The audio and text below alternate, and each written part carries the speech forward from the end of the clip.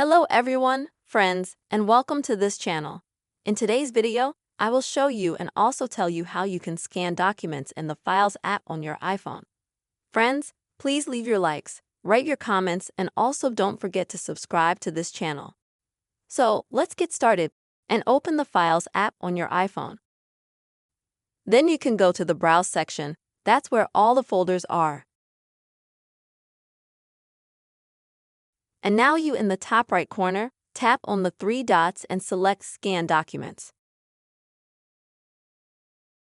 Actually, you can do this absolutely in any, not just when you go to all folders. For example, if you're going to be in any folder, also tap on the three dots and you can also select Scan Document.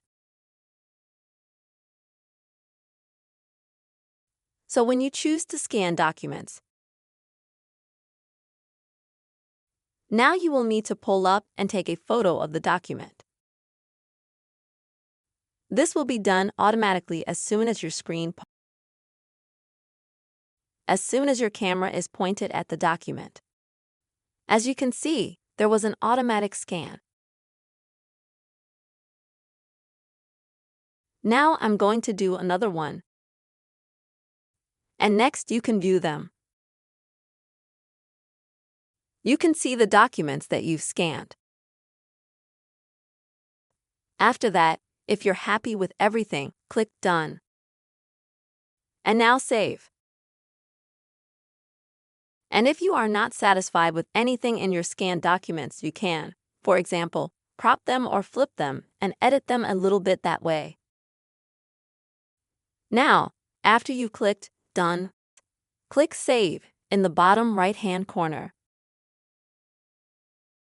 Next, I recommend that you sign your documents in some way. Next, click Save. And now you can find your documents where you saved them. Either that would be a cloud,